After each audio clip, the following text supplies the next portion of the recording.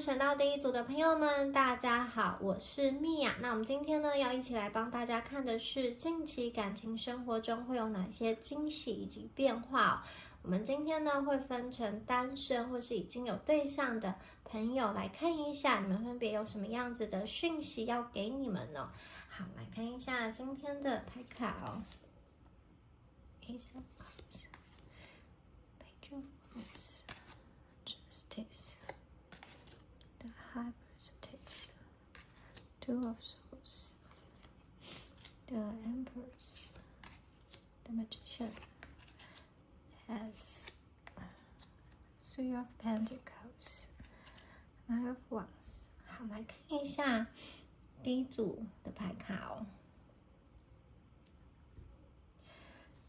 首先呢，我觉得单身的朋友啊，你们近期的能量其实是非常的有吸引力的。我们有这张女王牌哦，感觉上你们现在听到这个占卜的此时此刻，你的个人魅力正在无限的上升，无限的发光哦。你们是那种焦点哦，你身边有那一种想要让人家不自觉想要去靠近的气息哦。很多人会想要从你这边去寻求一些安慰，寻求一些慰藉，或是说在你的旁边啊，想要去围绕着你转。近期呢，可能会发现有一些人哦，把你当成他心目中的男神女神，因为看起来你们的个人魅力，无论是内在跟外在，都在无限的上升中，所以周围的人啊，看见你就不自觉的想要去跟你攀谈啊，或者是可能丢讯息给你啊，或是借故邀约，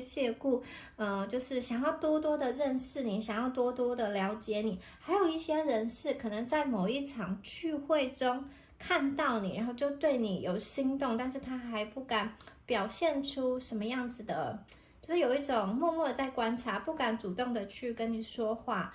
你们就是有一种让人想要去亲近的特质哦。那这张牌有金星的能量，金星呢会点亮你们的第一宫或是第五宫，第一宫就是自我表现的一个宫位，以及第五宫恋爱的宫位。所以整体而言呢，其实单身的朋友，我觉得你们非常有机会去吸引到，利用你的魅力去吸引到很多的可以去选择对象，或是你会突然觉得桃花运很好，有很多的追求者。在这段期间呢，你们可能会在打扮上，或是说在这个自我的身材管理上、颜值管理上更加的用心哦，有一种走出去啊，就是姐的舞台的感觉，就是这种男神女神的一个气场哦。还有我们在这边看到圣杯王牌，圣杯王牌就是这个新的机会正在悄悄的降临，而且这样子的机会是非常浪漫的一个感情会到来。我们看到这张牌啊，是一个男生跟女生啊，非常的甜蜜，好像在拍照一样，手比一个爱心哦。我觉得近期啊，有机会真的就是你的这种约会对象或是暧昧对象，感情升温哦，然后彼此的这种爱情的种子悄悄的在发芽，可能你会觉得，这一段恋情很有机会去谈成，很有机会去把它定下来，或者说很有机会把这段感情推展到下一个阶段哦。有些朋友你可能是在网络上认识的人，你们实际的线下的见面了，你会发现，他是一个很温柔、很真诚，就是非常符合你理想的一个样貌，有两个人这样子一见钟情，很快的就坠入爱河的感觉。而火星的能量啊，会带来一些主动追求的能量哦。如果你过去是属于那种比较就是内向型的，或者说比较不是这么喜欢社交的，可能近期啊，就是随着这个魅力上升哦，就是会闲来无事就去跟别人谈谈，或者说你就是有勇气多跟别人去聊一点。而且这一组的朋友，我觉得你们爱情的机会无所不在，可能是在朋友的聚会，或是某一个这种职场的场合合作专案，或者是说你在这种旅途的过程中，排队的一个过程中，你都可能去遇到一个你觉得可以去攀谈或者很有趣的人，看对眼的人。所以你们的这种爱情的机会啊，我觉得它其实是在各种场合都有机会发生的。不仅你们身边会有一些主动的追求者，而且你本身对于爱情的心态也会更加的开放，就是会更愿意去释出机会给别人。而魔术师这张牌啊，其实也在告诉大家，你们现在就已经拥有足够的资源跟能力来吸引理想的对象。你现在就在创造你理想的一个感情生活，无论是你的这个外在啊，沟通能力，或者是说你的这个心境啊，还是你本身这个独特的魅力，它都会为你吸引感情上一些很不错的对象到你的生命中。而我觉得你们也许不会很快的去选择定下来，你可能会在众多的对象去看一看，去接触哦。而我觉得这一组的朋友啊，你看这2张牌的结合，不管是在外在的这个颜值啊，闪闪发光、焕然一新哦，这种魅力四射哦，还可能就是在社交的场合中，你突然发现自己变得更加的幽默，或是变得更加的可爱，在这种很多人的场合中，你也可以展现出你独特的姿态。大家都会把目光的焦点投射在你身上，无论是实体的聚会或是线上的社群哦，有时候你说出来的一些话，或者你呈现的那个方式啊，表现出来的个人特质啊，是让大家非常喜欢的。然后权杖侍者，它象征的是感情的探索跟某一个激情，也就是说，在众多的选择中，你们可能最后经过一番探索之后，选择了对某一个人哦，你觉得他会让你想要深入的去了解，你可能会对他去释放一些讯号，你也会发现这个人给你的回应哦，其实是非常好、非常平凡的。你们一开始的互动会是以一种比较轻松跟有趣的方式开始闲聊，也许不会聊一些比较严肃、比较这种敏感的一个议题，我觉得可能是一些轻松有趣的话题开始作为感情的开端。然后这个人你继续跟他深聊下去，会发现他有一种多元性跟双面性，可能他外在是有一个很专业的形象，可是内在却非常的丰富，非常的幽默。也许你还会发现，他有一个有点像是本来是一个很专业的形象，可是就是他的这个私人生活，他可能是一个很会跳舞的人，很会唱歌的人，就是有一种形象的反差，或者是觉得他的内在其实是很萌很可爱的，有可能他外在是这种有一点浪子，就是非常的帅气或是非常的美丽，但其实他的内心是很单纯很忠诚的。你们可能会遇到这样子让你觉得有一些反差的对象。那死神牌在这边呢，象征着结束跟重生，也就是说这一组的朋友，如果你们过去有那种让你伤痛的感情的记忆遗憾的话，我觉得你会挥别过去，就是真正的去做一个结束。这张牌跟冥王星相关，所以我觉得在你们感情的信念上已经发生了某一个关键性的转动，因为这个转动，因为这个深层信念的转变，让你重新找回自信，因此感情的大门，这个惊喜的转变才会为你而开。你们已经能够去丢掉过去的重担、执念、眼泪，或者是说那些拉扯，通通都结束了。你们就是打扮的漂漂亮亮的，轻装上阵，去跟新的人去接触，去迎接新的机会哦。然后正义牌这张牌在提醒大家，因为刚刚说过，你们其实会有很多的对象，或者是说有很多的人去仰慕你，有很多的选择的机会，但是呢，近期的感情生活啊，你也会发现，你会去想要选择一些真心待你，而且是价值观相近的人。同时，这个正义这张牌就是要提醒大家要理性判断，因为你们的感情充满了很多浪漫的元素，也许很多人都可以给你浪漫感、惊喜感，跟好像选择太多不知道怎么选，但是真正契合的人要用理性去判断。这张牌跟天秤座相关，也就是说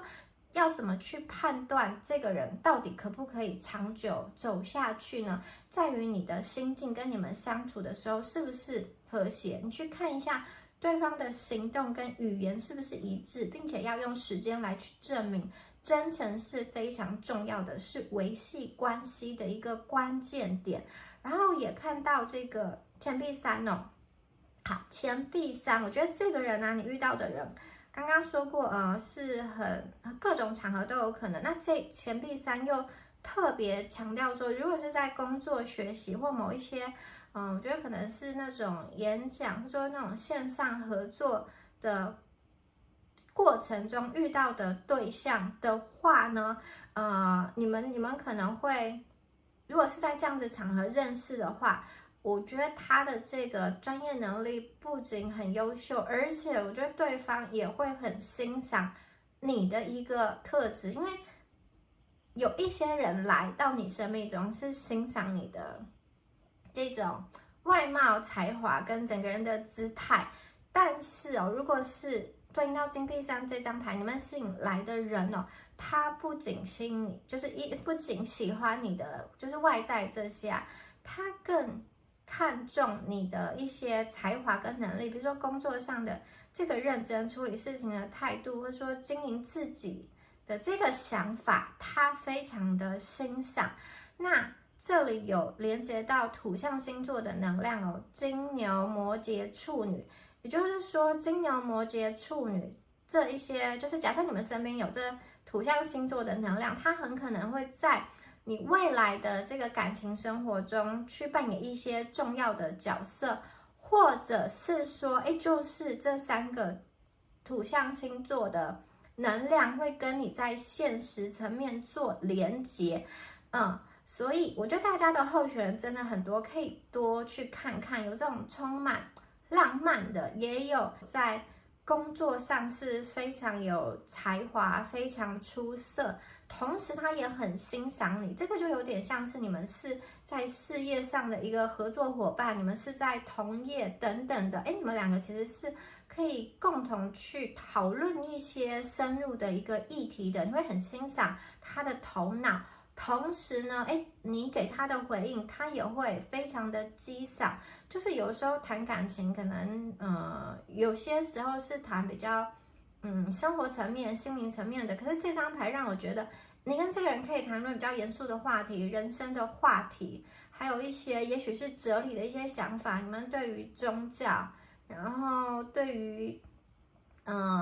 人生的问题的一些处理、一些看法。你会发现你跟这个人谈得非常的深入，他本身的这个才华跟思想也是非常非常的吸引你好，那我们还有这个权杖骑士牌权杖骑士牌代表热情跟行动力，就是说不管是哪一类的对象，他们都是充满着热情，想要靠近你，而且我觉得这个感情它真的是一个有让你焕然一新的感觉，它会带来强烈而迅速的能量，就是有很强的一个主导性，它会给你现实层面的安全感，同时也是在接触上，我觉得对方是蛮主动的，或者是说这个公司是蛮强烈的，他可能会很主动的去对你嘘寒问暖，或者是很主动的去发讯息告诉你说他现在在干嘛，或者是说对于你的邀约的提出他基本上都会尽量的去，假设他很忙，他会尽量的去排出时间给你，可以看见发现这样子的爱情的连结的能量，它并不是拖泥带水，而是一个强烈跟迅速的能量好，宝剑2宝剑2代表说感情上的犹豫不决怎么办？因为好多的追求者到底要怎么选呢？你可能会对于感情感到很矛盾。那这一张牌也与月亮的这个能量相关，提醒大家要听从自己的直觉，同时也要配合理性的分析。就你们这一组的朋友一定会有1个以上的追求者。你看这个女祭司，旁边有一黑一白在守护着她，就是各种不同的口味，而且看起来都很优秀的对象，有这种浪漫真诚，然后可能颜值非常的高，然后感觉又非常会说话的这种，也有文质彬彬，工作专业能力很强，可以跟你谈哲理谈得很深入的人，然后都对你蛮好的，展开猛烈的追求，到底要选谁呢？非常的苦恼。好，牌面上告诉你说，给自己一点时间，就是看清楚你的需求再做决定。没有决定之前，是可以跟他们都多多的去认识，不用急着去勉强自己。所以第一组的朋友，我觉得你们近期的感情生活啊，单身的朋友真的是魅力提升，然后爱情四射，你们可以就是可以期待非常丰富的感情生活，它是充满惊喜的，有很多的选择，而且是充满活力、充满探索的一段时期哦。你整个生活也会因为融入这些不同的人跟他们的一些火花而变得更加的精彩，因为你们一定会去结识一些新的朋友哦。你们特别可以去专注在自己的热情跟兴趣，或者说在你的专业上，你们很容易吸引到志同道合的人，而这些人呢，也会变成是你就是感情上可以去连接的一个对象哦。好，那我们接下来再看到稳定关系的朋友哦。稳定关系的朋友啊，或者说有对象的朋友，已经有认识一段时间的朋友，我觉得你们这段时间关系的重点在于滋养跟包容，爱跟包容，同时你们要在你们的关系中找到一个就是公平感。所谓公平感，就是不会让一方觉得付出太多，然后另外一方付出太少，你们要去协调这件事情。因为目前金星的能量正在照亮你的第7宫，它代表的是婚姻跟伙伴关系。因此在这一段时间呢，我觉得你会特别渴望跟你的伴侣有更深层次的连接，这种情绪上的连接、沟通，然后一些心灵层面的一些探讨，就是有的时候特别需要在你很疲惫的时候，可能来一个爱的抱抱，或者说情绪的一个接纳等等。那同时啊，土星可能也会给你们的感情生活带来一些挑战跟磨合的可能。也就是说，也许双方特别的忙碌，或者是说因为彼此忙于事业，然后已婚者可能就是忙于小孩等等的，让你们彼此爱的连接，或者说关注在对方上的时间比较少，所以牌面上有提醒大家要去透过一些温暖的小举动，比如说每天去问候对方，注意对方的需要，特别是日常生活中细水长流的累积，它不是一次就是很巨大的轰轰烈烈的事件，而是每一天的这种爱情的点点滴滴哦，可能节日的时候啊，送对方一个小礼物，或是用一个什么样子的方式去表达，或是去理解对方的爱的语言。他喜欢的是什么？他喜欢的是精心的时刻啊，还是这种服务的一个行动啊，还是怎么样？他喜欢身体的接触吗？透过他喜欢的方式去爱对方，而且还要去留下一些属于你们的回忆。这个留下回忆是很重要的。你们去在每一天的小细节，特别的去计划一些，让你们两个会留下回忆的这种纪念日，或者说留下回忆的一个活动等等的，一起去参与的一个活动哦。那我觉得你跟对方啊，其实就是特别是说，如果你们要迈向家庭，或者说已经在家庭中哦，你们其实就像是一个互相分工合作的这种一个组织嘛，它是一个体系、一个系统，所以呢，你要去感觉到这个系统中的两个人的一个合作，特别是如果是在你们有想要迈入家庭，或者说已经在家庭关系的朋友啊，这个分工合作其实是很重要的。分工合作，共同去打造这个稳定家庭的基础哦。那我看见其实你们在感情生活啊，在这种或者说在婚姻关系中，其实是有很强的直觉力。对于你来说，你要去察觉到伴侣的需求或情绪，其实你是有办法的。而月亮的能量，它集中在第4宫家庭的根基的时候呢，我觉得你们会很重视家庭的和谐，或者说你跟伴侣的和谐。如果你跟他有同居，或是你们有那种共同居住的环境，就会特别注重一些家里的摆饰，或者是说营造一个家庭的温馨感，或者说如果你们在讨论之后要住在哪里，其实会对于家庭的环境，或者说未来家庭的这个计划，未来居住的这个计划非常的重视，可能会重新的布置，重新的粉刷，或是用一些方式收纳等等，让家里变得更加的清爽。那另外呢，有些朋友啊，我觉得你们也会面临一些生活上实际的一些问题，就是讨论现实生活中需要共同努力的部分，比如说个人财务的安排、工作的部分，甚至是已婚者，你们可能有小朋友的这个学区的安排、学习的一个安排，以及一些讨论，就是已婚的朋友，觉得你们会更加在生活的实际面很接地气的，有许多的讨论。你和伴侣啊，也许会因为某一个契机，重新的沟通，或是因为某一次活动哦，有机会更深刻的去敞开，更深刻的去交流，去谈论一些以前没有深入谈论过的心灵层面的一个话题哦。圣杯一带有水象星座的特质哦，特别是巨蟹座的第4宫家庭的气氛，也就是说，我觉得未来的重点。特别是如果你们是稳定关系一阵子，你们可能会一起讨论未来家庭生活如何安排，以及房子要买在哪里等等。那权杖侍者跟火星的能量有关，特别是射手座的第9宫，也就是说，我觉得你们在计划未来，或者说提出一些新的计划、一些新的未来的构想的时候，你们可能会以一个比较宽广的视野去看待你们接下来所处的那个环境，就是你们看的不是很单纯的未来的3到6个月内，而是你们会以一个比较长的角度，也许是3年，也许是5年，可能生命中会有什么样子的一个变化，共同的去想，共同的去讨论。那有一些隐藏在内在的感情议题，它也是非常重要的。就是我刚刚说过，感情中的公平跟不公平这件事情哦，如果之前你们就是因为很多事情分工的吵架，或说不平衡，然后有一些争执的话，现在是一个很棒的调解的机会哦。那这一组的朋友，你们的直觉力很强，能够敏感的知道对方的需求，就很可能在沟通的时候，你就能够帮对方去说出他心中所想的，但是没有办法直接说出的话，因为你的这个特质啊，会让你们2个的沟通更加的顺畅。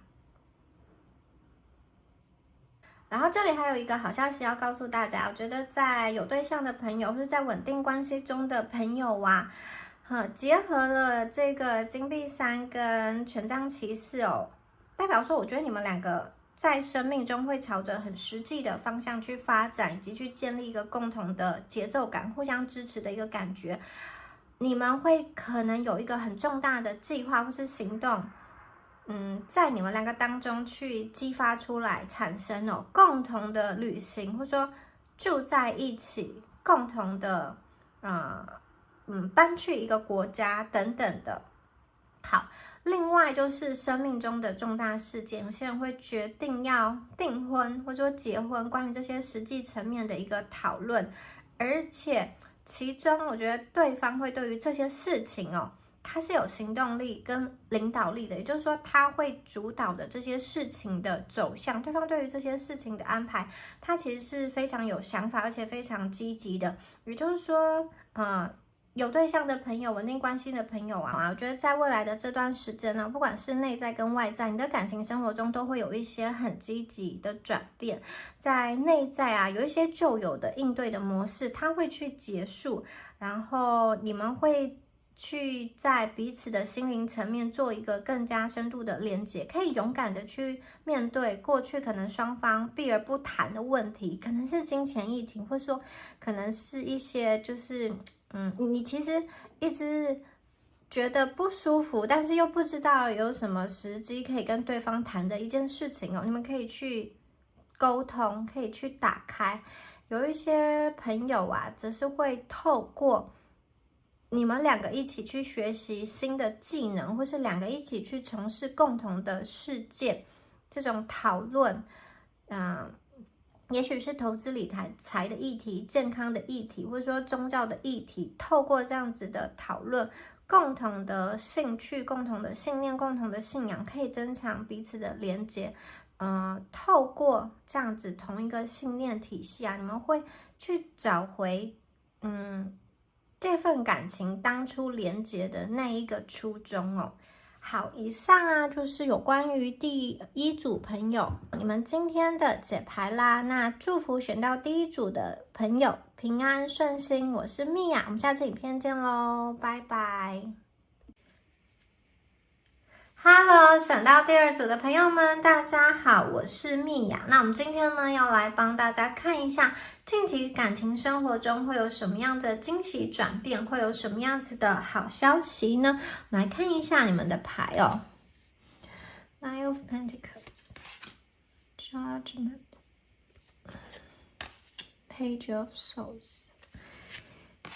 Seven of Pentacles.Four of Cups, Four of Wands, Ten of Swords, the Hierophant, Queen of Pentacles, Five of Wands.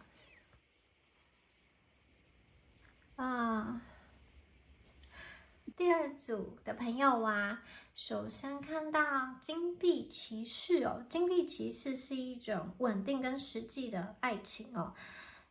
也就是说，你们可能在长期的关系中，想要寻找的是一种安全感跟深层的情感连结哦。对于你们来说啊，未来的重点可能不是放在这种瞬间燃烧的激情，而是一种可以跟你就是长久建立亲密关系、长久合作的一个伴侣。这种关系会随着时间的打磨，会随着时间的流逝下更加的加深。就是说，你们的身心灵啊，会随着时间更加的契合、连结更加的深刻。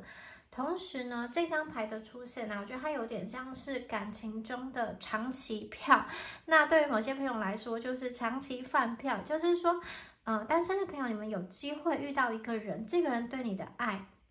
他不仅仅是很简单的，就是说我此时此刻爱你，给你很多好东西，而是他愿意陪你走向一个长久的关系，陪你一起去经历人生中很多的现实面，共同经历人生中的高潮起伏、磨难风雨，这种白首到老的一种感情，所以它是一个土象的安全感。这一组的朋友对你来说啊，我觉得这样子的稳定，可能正是此时此刻你们所需要的。你们不是想要一种短暂的刺激，而是想要跟一个人长久建立稳定的感情，然后跟这个人建立默契，跟这个人建立信任，以及跟他相处的时候可以越来越自在。那这张牌也暗示大家，我觉得你会跟某一个，就是有点像是长期票，就是可以跟这个人长期的发展下去。那同时，对于某些人，这个人他也很大方，就是这个口袋很深。你可以跟这一个这样子的对象哦，你们的感情随着时间不断升温，看起来他是蛮愿意为了你的快乐去付出，他会去关注你的感受，然后会想要因为你的快乐去做一些努力。你们这样子的结合并不是一时的刺激，而是一种长久的互相珍惜的爱的感觉。这样子的爱的感觉是很珍贵的，特别是对于那些想要追求深度的亲密关系的朋友来说，我觉得你会感受到对方很多的稳定跟关怀。它虽然不是非常的戏剧化，它就不是那种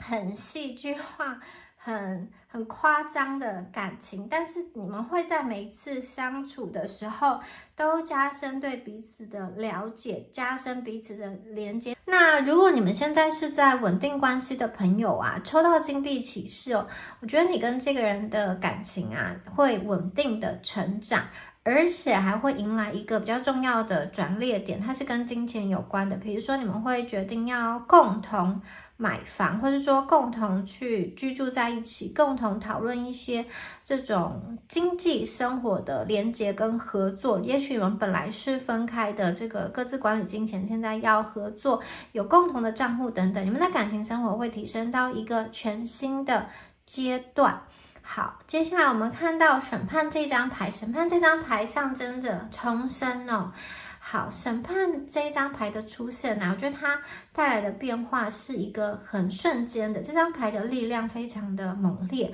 也就是说，如果有一些朋友哦，你过去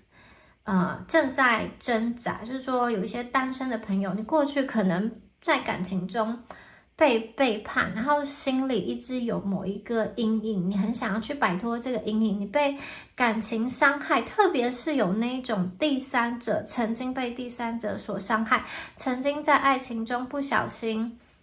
被第三者介入，或者说你不小心发现你自己是小三等等的，就是有一些三角关系光怪陆离的感情故事，你曾经被伤害，我觉得这一切终将过去，你的感情生活会迎来一场轰轰烈烈的重生哦。这张牌的出现，它就像是一把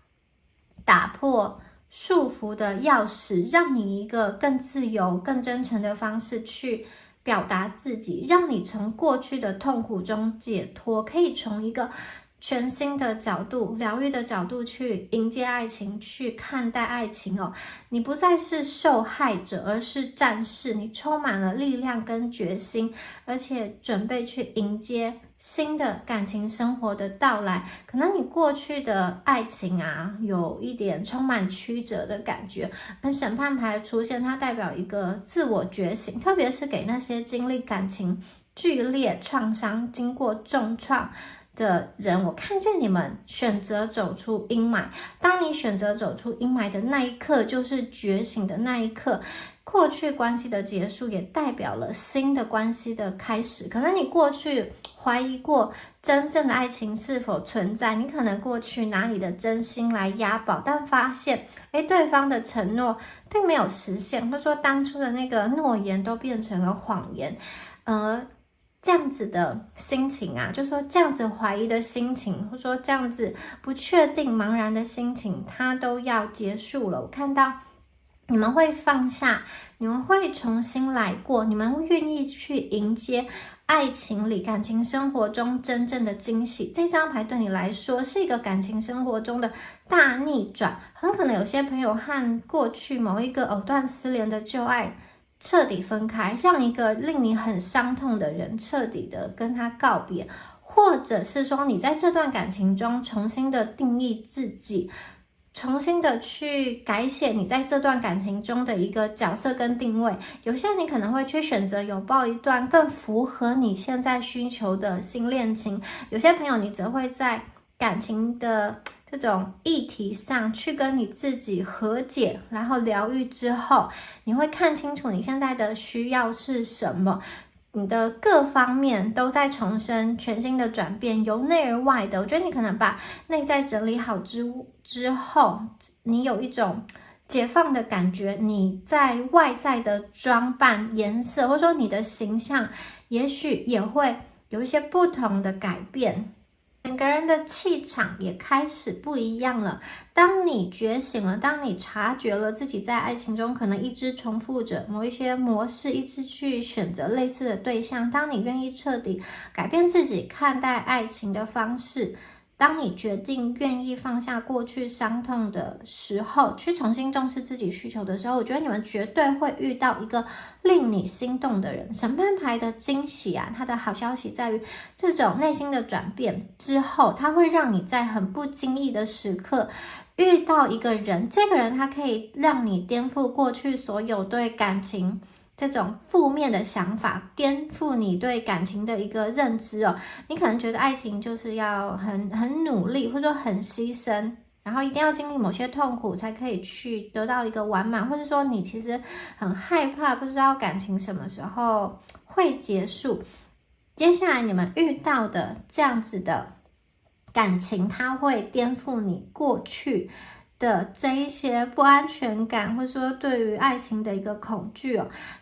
同时啊，也会随着你在自我对话、自我和解、自我成长的过程中，就是你的气场改变了，你的频率改变了，你也会无意识，就是你不是刻意的去吸引，就是无意间就吸引到一个其实跟你更加契合的伴侣。这个伴侣、这个关系会让你对于爱情、对于感情重新的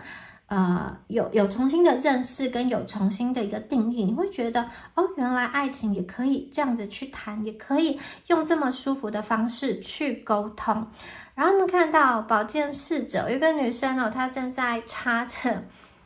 一朵玫瑰花，她很小心翼翼的去注入干净的水瓶，然后放下这一朵玫瑰花。宝剑侍者，我看到哦，大家对待感情的态度其实是非常细心，或者说你在挑选伴侣的过程中，其实是非常仔细的端详，说谁究竟是适合我的，而且你会非常的用你的理智去判断。你不会再被感情所迷惑，你会抽丝剥茧。比如说过去你会觉得，感情有很多你不懂不了解，为什么就结束了，或者说为什么遇到这些困难要怎么解决，怎么沟通等等。你们现在好像看见了爱情的真相，这个真相究竟是什么？就是你期待的感情生活是什么？最终的目的是什么？这个浪漫背后你所想要的是什么？你的需求是什么？你们可能会有一段时间很擅长的去思考，然后你发现过去你可能常常只看表面而忽略了感情的细节，你可能只看外表的一些条件而忽略了这个人的本质的内在，或者是说你就是被一个很会演戏的人蒙蔽了。宝剑侍者这张牌的出现，就是要让你们跳脱表象，去探究未曾发现的一个真相。假设如果你们目前跟某一个人连接然后这个人他是不真诚的，然后你又对这段关系有期待的话，宝剑侍者这张牌其实有一点像是让你看见真相，就是让你看见这个现实是什么，去打破你的一个幻想。好，他的这个理智跟清晰可能伴随着一点点痛苦的过程。有一些朋友你揭开的这个真相就是跟过去这个旧爱的结束有关，你可能终于去看到你所想要的真相了。你会觉得有心痛的感觉，但是因为你们所想要的是互相珍惜、互相珍爱的这样子的感情嘛，就像这个女生她非常小心翼翼的呵护的这个玫瑰，你也想要一段可以互相支持然后被呵护的感情。所以你看见真相之后，这个真相你就会想要选择去离开这个人，因为你要去迎向新的感情。也有朋友你看到的真相是你自己，可能你在某一段稳定的关系中，你去深层的问自己，其实他好像你已经没有那么喜欢他，或者说当初你跟他在一起是因为某一些特定的原因，你去面对自己的这个真心究竟是什么。也有朋友你可能会去主动选择去结束一段感情，因为你看见自己内心最真实的那一个欲望。那另外有一些朋友我觉得你们会在情感上有一个比较真诚的对话，特别是有一些人你跟身边的这种交流的对象在床上的合作会更加的契合，或者是说透过这种性的就是最原始的交流，可以去互相的探索这种最原始的性的生活，感情上的交流，让你感觉到满足。这不仅仅是肉体上的一个解放，有点像是透过肉体突破了你的内心，然后你们用这个肢体来沟通，就是在不需要太多的言语，在床上透过肢体的交流连接来沟通。好，另外这边还有一个能量是，我觉得有一些朋友特别是单身的朋友，你的感情生活中他可能会出现一个新的人，这个人他有跟你一些斗志，就是有一点唇枪舌战嘛，或者是那种可爱的感觉，可能你们会斗嘴，然后针对一个议题进行讨论的时候一来一往的互动，双方都非常的激赏。然后你会觉得，你跟双方在智慧水平啊、沟通水平啊是可以聊到一起的，因此你们会觉得，两个人谈得很来，非常非常的契合。好，我们接下来呢，看到金币七有一个女孩子啊，哇，好像非常陶醉沉醉，看着她眼前的花朵。好，你们的感情啊，就是你们接下来的感情生活，它是一个你努力就会有收获的牌，就是说，你的耐心跟坚持啊，会让你的感情带来升级。这个升级有点像是，本来你可能希望某一个人期待去做一件事情，那他去做了，可是你感觉到他是不情不愿的，或者是说，你觉得你可能以前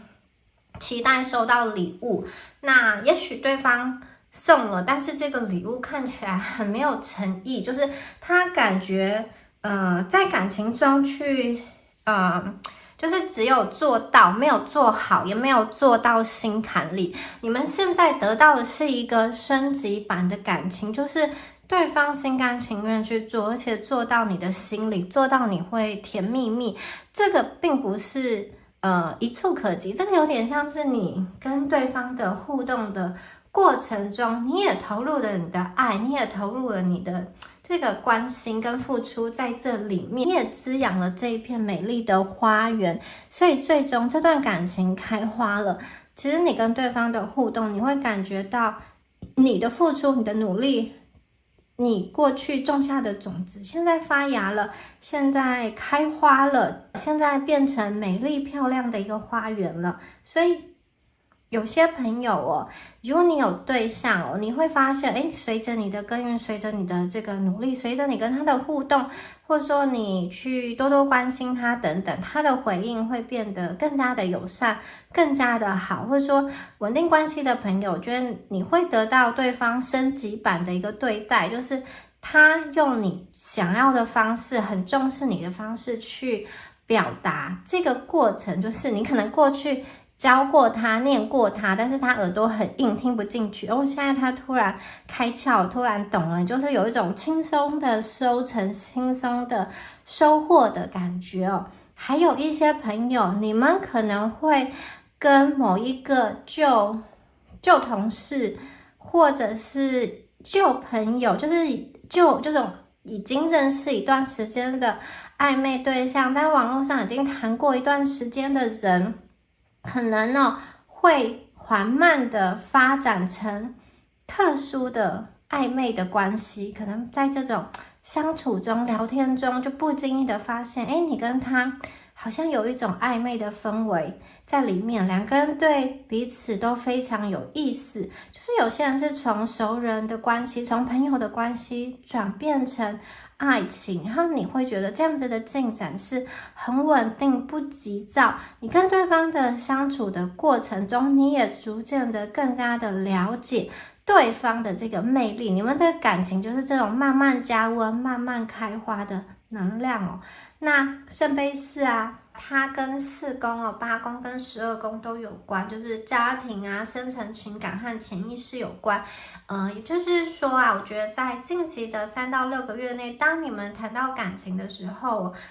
有一些事情，比如说跟你的原生家庭有关，或者是说跟你对一些感情生活根深蒂固的思想有关，就是一些没有办法立刻改变的事情，长久以来的信念，或者说你这个人的人格特质、出生地等等的没有办法改变的事情，会让你重新的去反思，或者是去思考。你可能有一段时间会把自己稍微封闭起来，或者说你可能会发现，就是你需要用不同的方式去维系跟对方的连接。比如说你是远距离，也有可能有些朋友你在一段关系中，就是你在投入一段关系中的同时，你的个人生活或是原生家庭有什么需要去顾虑，有可能你的工作比较忙，你的学业比较忙，你有点像是在这么多的责任中，你在想说要怎么样子去维系这样子的感情，或者是你就是被日常的琐事有一点淹没，你不知道要怎么样子去好好的表达，就是好好的去跟对方连接，可能会有这样子的一个需求，可能会有这样子的一个时期出现。那圣杯4它同时出现啊，也代表说感情上会迎来一个自我反思的一个机会哦。对于单身的朋友来说，你透过这样子的反省跟反思，你会走出某一个爱情的困境。可能过去你关闭，就是不自觉关闭的心啊，透过自我沉淀、自我对话这个空间之后啊，你会愿意去打开，你去看见新的可能性。也有一些朋友哦，有一段旧情会复燃，这个旧情比较不像是就是给你造成很多伤害的那个感情，可能是更早前这种两小无猜，或是说你们谈过短暂恋情但是没有机会继续的感情，它可能会复燃。有一个人哦，他比较像是以大哥哥大姐姐的姿态来关心你，问你怎么了，问你为什么不开心，而他的对话可以让你去解开心结，就是你们在有点像是赌气啊，然后很烦闷啊，或者是说一个人有一点小剧场的时候，这一个像是大哥哥大姐姐的人出现在你身边，然后就是问你啊，引导你，透过一些对话让你走出来，或者是说他就是变一个什么样子的法戏逗你开心，说一个什么样子的话，就你这个烦闷的心情就一扫而空。那我们还看到权杖4哦，权杖4它代表了一个和谐跟稳定。好，特别是有一些朋友哦，你们要去庆祝你的爱情达到了一个稳定的里程碑，稳定跟幸福的阶段，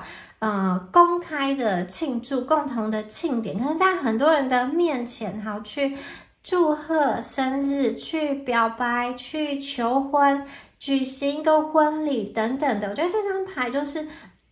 去预示了一个很公开的，它不是一个地下的恋情哦，他把你介绍给他家人，你把他介绍给家人，所有的朋友圈都在看着你们这一段的天造地设、郎才女貌这样子的感情继续的发展。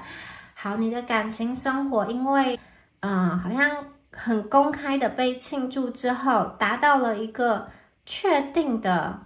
有些朋友是法律上的阶段，这样你不仅感情生活满足，也代表了生活家庭关系的稳定跟安全。也就是说有些朋友会从恋人进化到夫妻这样子的能量哦，稳定下来的能量。那如果已经是已婚的朋友啊，也许你们是在庆祝好你们的几周年纪念日，然后也是在一个比较温馨啊、精致的一个餐厅或是什么样子的场合去庆祝属于你们的重要纪念日。权杖4啊，它跟这个自我身份认同跟爱情跟创造力都有关，所以非常的去强调你们接下来这段感情中的一些发展跟成就。你们会从原本的这种浪漫爱啊，进入到一个比较稳定、一个更加负责任的阶段，而且会达到感情生活中的和谐。同时，你们生命中一些重要的目标也会实现。有些朋友可能是同时在感情生活跟事业阶段都有了突破，阶段性的突破跟阶段性的成就。比如说这个升职加薪的机会，或者是说你们迎来了生命中的这个新的成员，或者有些朋友你们去买入了生命中的第一个房子等等的。你们不仅感情生活中就会有达到一个里程碑，在其他的生活啊、事业啊、家庭方面，我觉得也会达到某一些阶段性的成就。那在完成的过程中，你跟对方是互相彼此支持的，然后会有一些公开的庆祝的活动去庆祝你们这样子的达成哦。接下来我们再看到宝剑10、主教牌，然后金币皇后跟权杖我。这边我会觉得会有2个不同的支线哦。有些朋友哦，你的生命中啊，可能会就是你有现在稳定的伴侣的同时，也会有人，跟你递出橄榄枝，就是你会感觉到他是对你有意思的，你们比较像是已经认识的朋友，已经认识的一个伙伴，或是说，这种公司事业，或是说你是他的客户，他是你的客户等等的，或是什么样子的咨询。什么样子的这种医疗活动所认识的，好，你感觉到这个人对你的关系其实很不一样，就是有些朋友你会走到这一条支线上，然后他会发展成有一点点刺激的关系，可能新出来这个对象啊，会让你，跟旧有的这一个人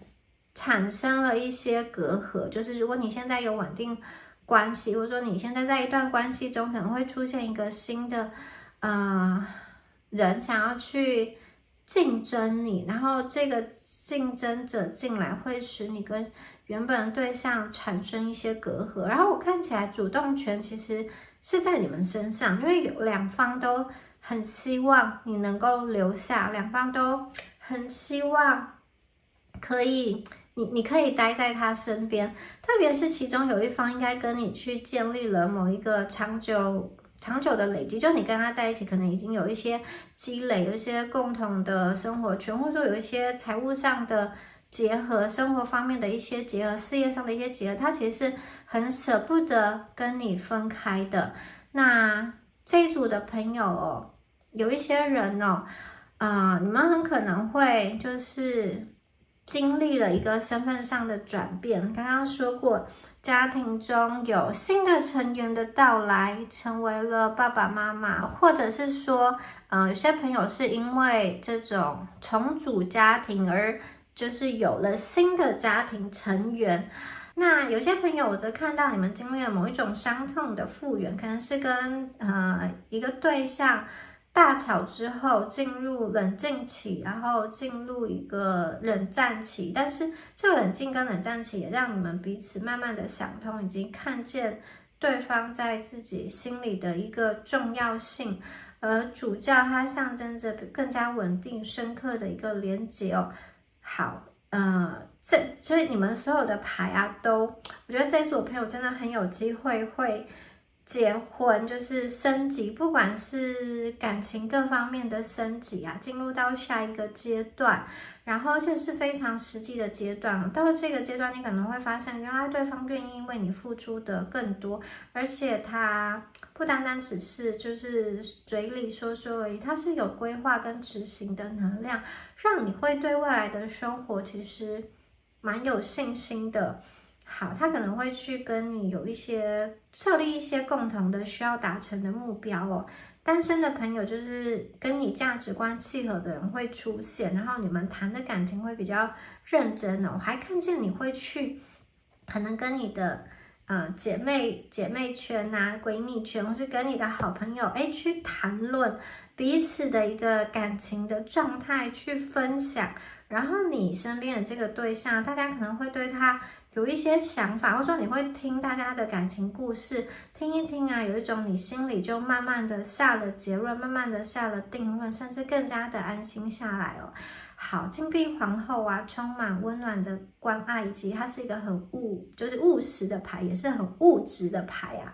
所以呢，你们感情生活的惊喜啊，它不单单只是浪漫层面的，很大一个程度就是跟金钱有关呐。有些朋友就是被砸钱宠爱啊，出现这种像金主一样情感上的呵护之外，他透过物质来给你满满的情绪上的安全感，透过一些实际的行动，就是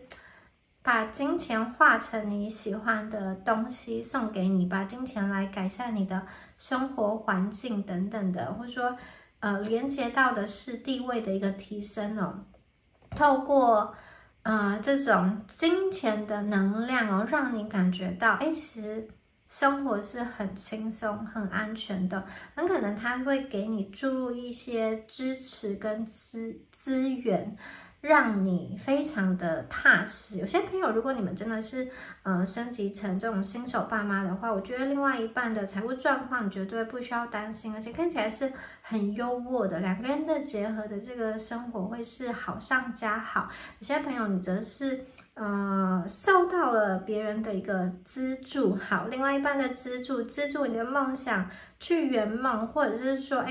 去完成一个因为另外一半的加入完成一个共同购买房子的计划，或是得到一个很特殊具有意义性的一个礼物哦。好，那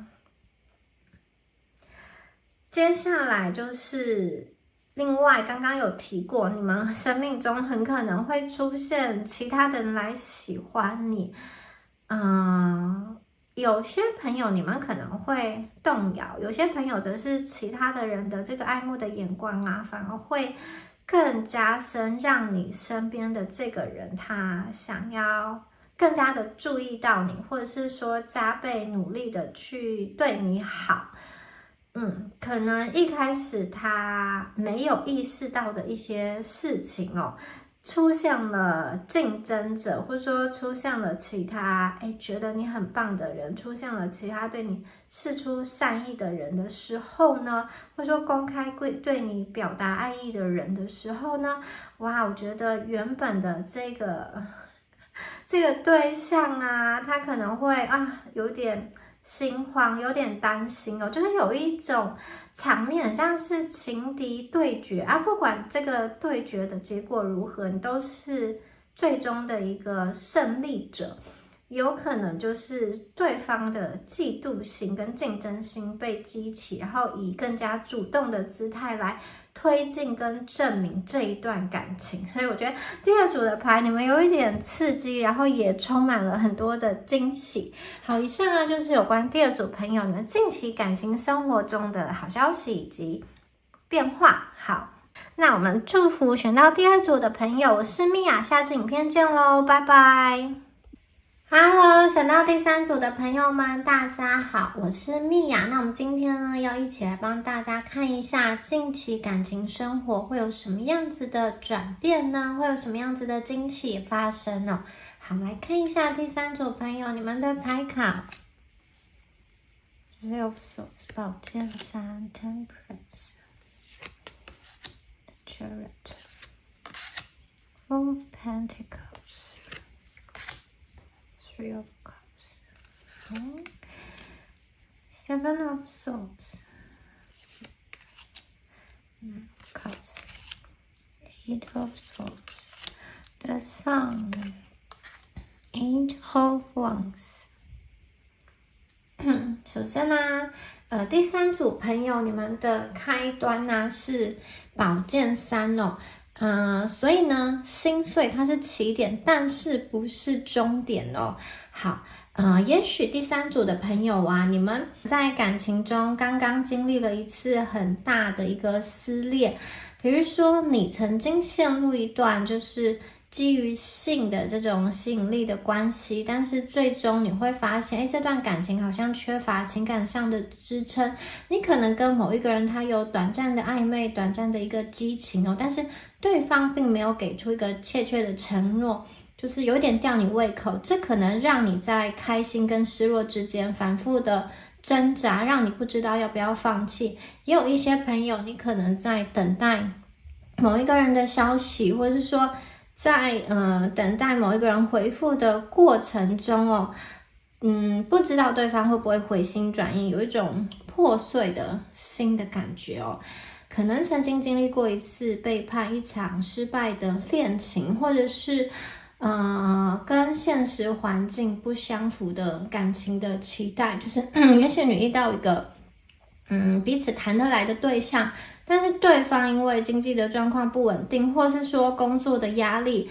让这段感情无法长久，让他本身很焦虑等等的，以至于他也没有办法好好的给出承诺。就是有些朋友是一些外部的现实压力的问题，那少数的朋友过往的家庭的经历，可能在潜意识中影响了你的感情的选择。比如说你的父母的分离，父母彼此之间的矛盾，可能让你对于感情产生不安，你也把这种不安带到你自己的感情的择偶的对象以及对待人的一个方式哦。那这张牌的出现呢，它代表了痛苦，但也代表了疗愈。所以这组的朋友啊，你们的心会得到疗愈，痛苦过后啊，你会找回自己，而且这段疗愈的过程会比你预期的还要快，你会觉得自己重新的找回力量。它是一个开端，但也它代表着，就它出现在这里，也代表着疗愈的开始。无论过去多么的痛苦，多么的心碎，默默流了多少眼泪，这个痛苦绝对会有走出来的一天，绝对会有复原的机会。出现这张牌，正是你好好的面对自己内心、处理感情问题的一些契机。有的时候也不见得是你的问题，所以你们就将它。不要去，就将它放下，不要去这么一直去责怪自己，可能它真的不是来自于你的问题，对方有他自己的因素哦。我看见你们会逐渐的拿回自己的力量，从过去的阴影走出来，它是一个心碎、受伤而且重建的过程。你们处理这些感情的伤痕需要时间，但你们已经开始为重建、为未来的疗愈做准备了。因为我们第二张牌出现的是平衡哦，平衡这张牌出现在宝剑3之后啊，象征着你慢慢重拾着内心的节奏，你慢慢的找到内心的和谐点，它代表的是一个修复、疗愈跟自我成长的关键，你们绝对会复原。那平衡这张牌它跟射手座相关，它连接的是智慧跟内心的平静哦。我看见你们接下来在择偶上，你们会更加的想要去找一个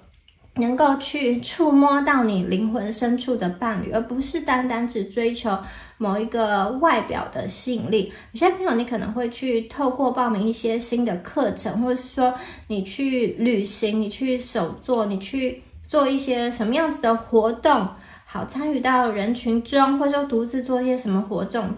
动，重新的去调整自己的能量哦，慢慢的去让这个伤痛复原。而且我觉得在你们的复原的这个过程中啊，会有人为你们倒水。这个人他很可能是一个星盘中有射手座能量的人，他想要出现在你的身边，想要去陪伴你，可能他是一个摆渡人，有点像是他的焦点在你们的身上，可是你们还在可能还在疗愈的过程中，还没有要做决定，就是你自己还在处于一个对于感情啊，你放下之后不知道要不要再进入一个新的感情，或是有些朋友就觉得对爱情变得比较随缘，变得比较无所谓，你并没有要很明确的说要不要跟这个人升级关系，或者说很积极的去讨论一些见面的时间等等。我比较觉得这个人很像是你的小天使，他会出现在你身边陪伴你，慢慢的度过你走出那一段低潮期。这个很像是一个慢慢渗透你心灵的力量，用一个比较温柔的方式进入到你的生命中哦。那另外这张牌也提醒哦，如果你是已经有对象，甚至是这种已经组成婚姻家庭的朋友啊，很可能你们在彼此相处的过程中会有一个议题，就是谁付出的比较多，谁在家事上，谁在小孩的教养上，或者说谁应该要承担更多的责任，关于金钱等等的。我看见你其实是内心可能有一点点不平衡的，但这个不平衡的过程中，其实你的伴侣会想要试图去扭转那个不平衡的一个状态哦。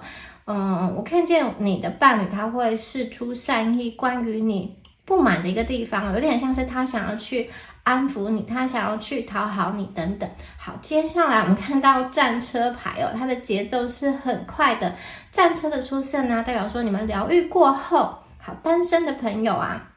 可能即将要进行一场爱情的冲刺。如果说宝剑3它是心碎的一个起点，那战车它就是全力以赴，代表说要重新回到爱情的舞台。这张牌代表了这个速度跟掌控哦。这张牌也与巨蟹座相关哦。可能这组的朋友，你们到了某一个阶段之后，你突然对于成家立业、组成家庭哦这件事情非常非常的向往。那也许你会开始更新你的交友软体，然后主动的向心仪对象邀约，或者是说之前有一些人暧昧之后就断了，你可能会再重新的联系看看对方现在的一个状态。我觉得你们会把自己打扮得很好，穿上自己的这个战服最好看的一个衣服，然后重新的开始认识人。那如果有一些朋友你是目前已经有伴侣，然后你们可能是异地恋，或是说你们是网恋的话，我觉得战车加上平衡的话，这两张牌有一种关于异地恋关于网恋你们可能在跟这个伴侣网恋的伴侣、异地恋的伴侣会开始讨论一些实际的未来的行动，比如说你们要在一起的话，谁要搬迁，或者说搬迁之后的居住问题、经济问题要怎么样的处理哦？这些现实问题，它虽然是非常的残酷，就是赤裸裸，但是它确实是你们感情升华、感情结合的一个必经之路，所以就是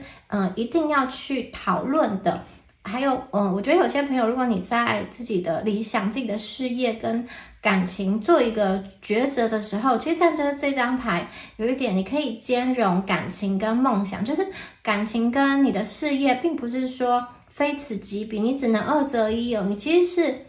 鱼与熊掌可以兼得的，你可以找到一个能够去支持你、陪伴你的一个伴侣，对于你的梦想，它也会成为就是你走这个梦想或者说你事业上的一个助力，而不是主力。那我看见，特别是在一些如果你们是分隔两地的朋友你们会开始去打破距离上的一个限制，而且是实际的去见面，然后实际的去探讨一些可能未来要在一起的一个可能，或者是说你们的连结方式要怎么样更加积极频繁的去抒发感情上的需求，去度过这种远距异地的一个孤单的寂寞的感觉哦。好，金币四哦，金币四这一张牌就是感情中的一个安全感，连接到摩羯座的能量哦，象征着物质跟精神世界的稳定哦。有些朋友你可能会在单身的朋友，你可能在探索的过程中遇到一个对象，这个对象是在处理金钱议题比较谨慎，就是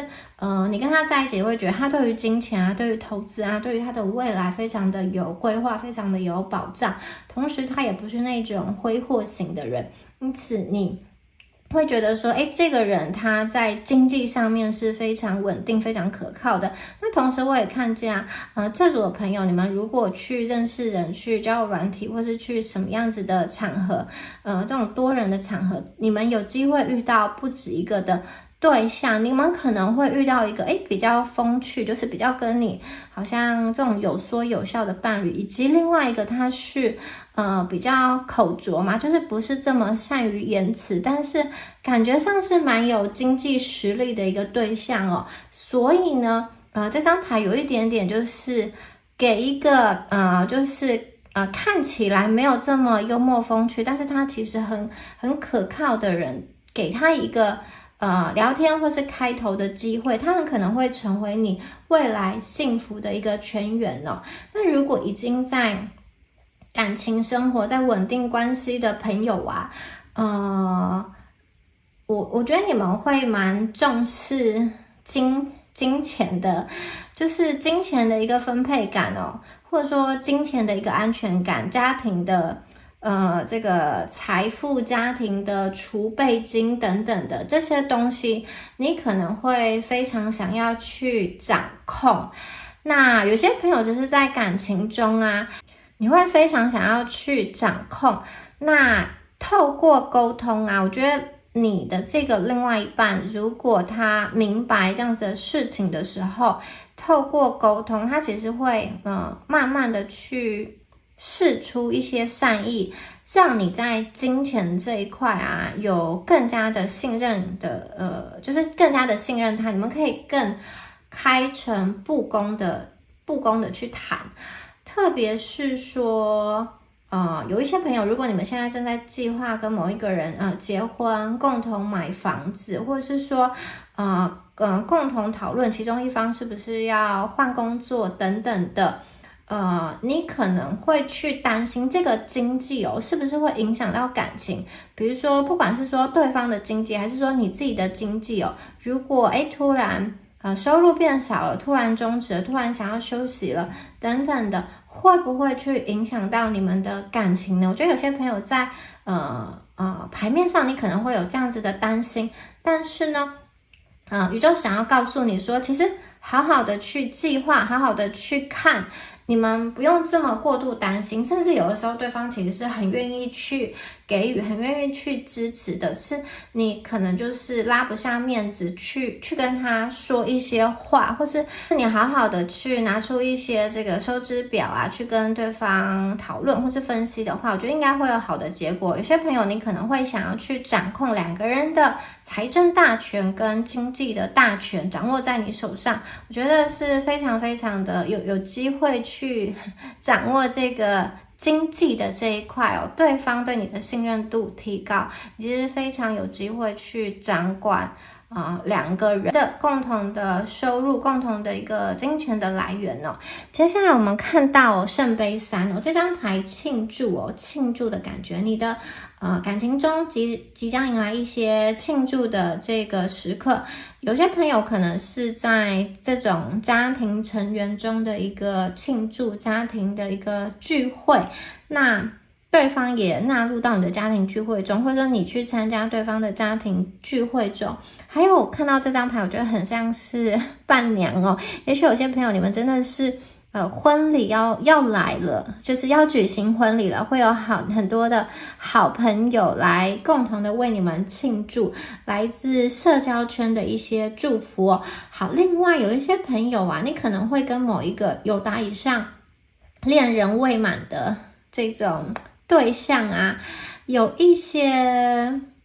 交流或是连结就是有一种友情跟爱情界限模糊的感觉，可能一个认识多年的朋友突然跟你表达他心里的情感，或者是说你跟某个人的关系突然升级到性爱的层面，这会让你感觉到很惊喜，但是又有一点点矛盾，不知道要怎么去界定彼此的一个关系那有些人则是你如果是在网络上认识人的话，可能你跟他第一次见面的时候，你就会有惊喜的火花，你觉得跟这个人相处，就是实际见面真的是比网络上的这种网恋，就是网络上的交谈更加的符合你的心意更加的令你开心跟期待，就是有一种更惊艳的感觉，所以看起来是有带着期待，带着新鲜感的幸福氛围即将降临。好，宝剑七这个女生满手都是名牌的纸箱我觉得这张牌就是这组的朋友，你们在爱情中重新恢复了这个自信，而且很可能真的是会用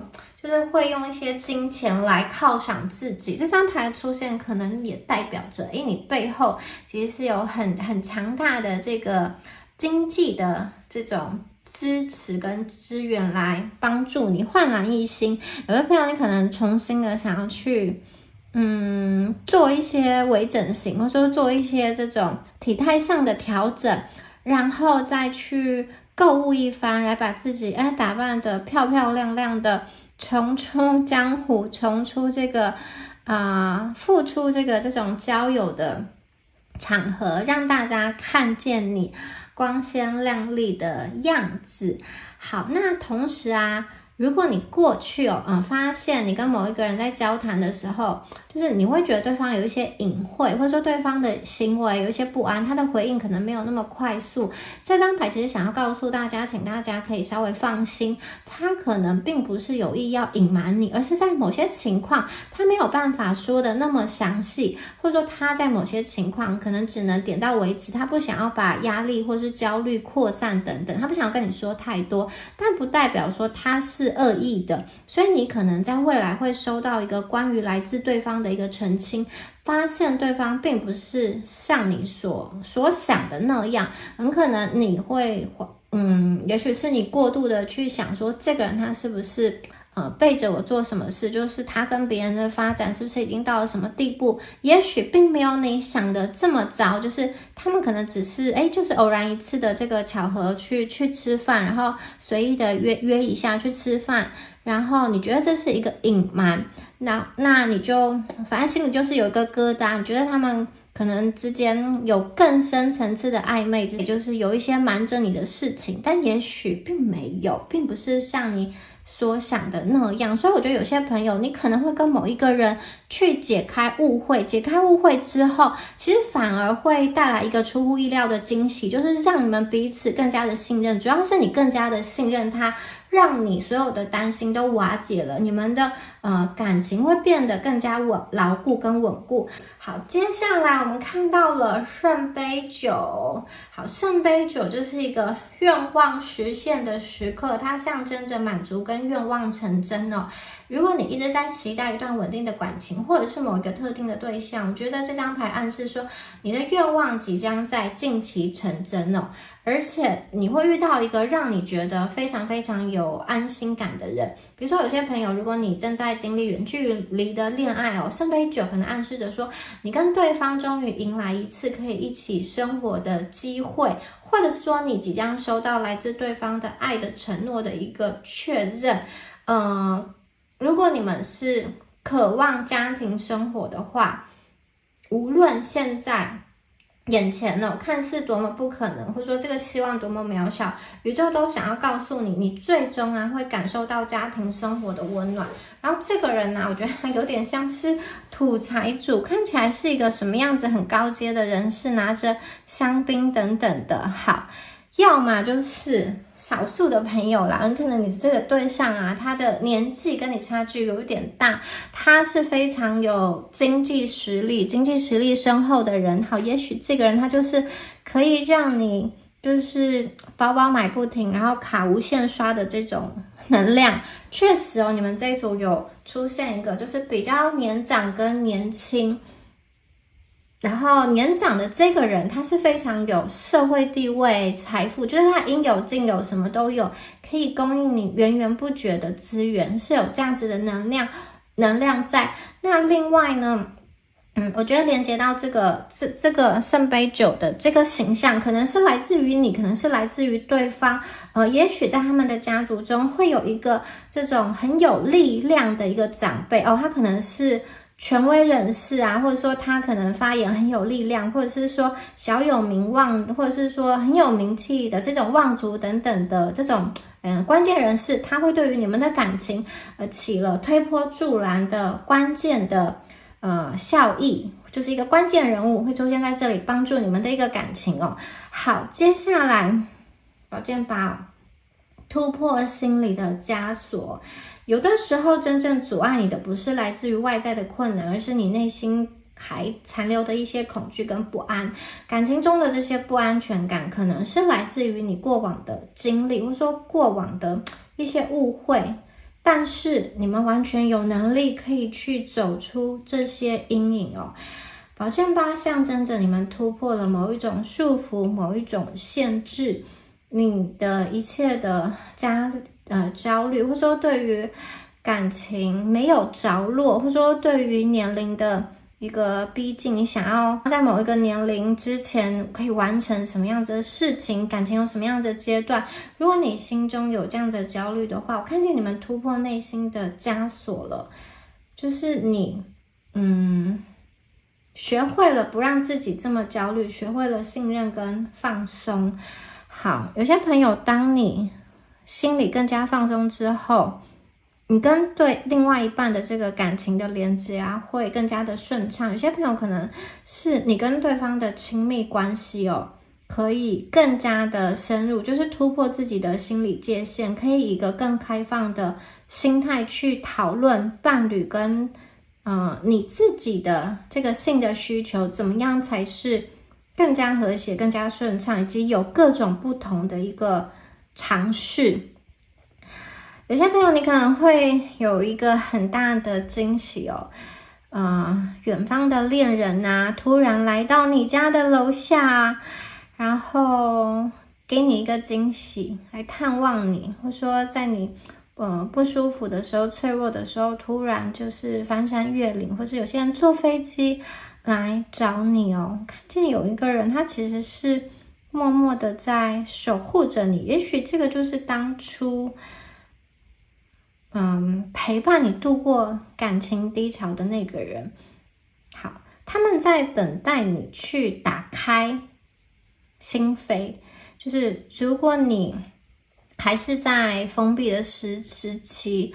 他可能会默默的观望你，选择不打扰，但是他一直都在，就是只要打开窗，你会发现他一直都在，只要你需要他的时候，一直都在，这样子的能量。好，接下来是太阳哦，幸福跟光明的时刻到来了，这张牌为你迎来一个很光明的结尾，不论前面的挑战多么的艰难，最终你们是值得期待的一个结尾。你们是以心碎的宝剑三为开端，可是结尾有权杖八跟太阳，非常的美好。接下来就是两小无猜的一个能量啊，无论是一个全新的感情，或者是说跟某一个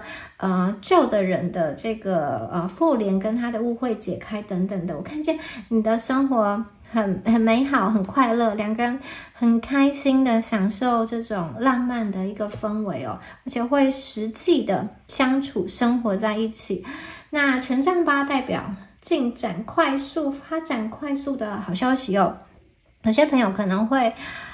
意外的怀孕，就是感情生活快速的推展，或是因为什么样子的事情啊？我觉得是跟性有关，可能就是因为性的关系，让你们的感情生活有急剧的发展等等的。好，快速的发展，你的感情生活将在近期迎来转机，而且这个转机会比你想象中的更加的快。其实如果你想要爱情的话，爱情的机会就在眼前，你只要去伸手，只要打开窗就会看到，就可以抓住。好，你的伴侣关系会有突破性的一个发展哦，你们会这个就是感情状态不会模糊不清，它绝对会有一个确切的承诺。如果说过去都是比较温吞的话，现在权杖八就代表说，你的爱情进入了快车道，已经不是那种暧昧啊彼此探索的阶段，而是很深刻的一个承诺，或是很深刻的结合，把两个人的生活、财务，或者说各方面的生活圈都开始重叠在一起，感情加速的升温哦。还有的朋友，你可能就是在网络上啊遇到了一个很聊得来的伴侣，然后你们第一次见面的时候就立刻确认了关系，并且迅速开始计划一起出游、一起旅行，就是这么的快，很快。那如果你过去或者说现在在面临某一个暧昧或者说感情的瓶颈哦，而权杖八也告诉你，近期啊你或是对方的某一个决定会打破你们的僵局，然后会有一个人提出主动的邀约，或者是说开启一场心灵相通的对话，会让过去暧昧不明的一个关系，或者说不知道进退，或是这种就是回复的速度不如你预期的这样子的关系，它会明朗起来，它会让你看见希望的曙光。好，以上呢就是有关于第三组朋友你们今天的解牌啦，祝福选到第三组的朋友，我是蜜雅，我们下次影片见咯，拜拜。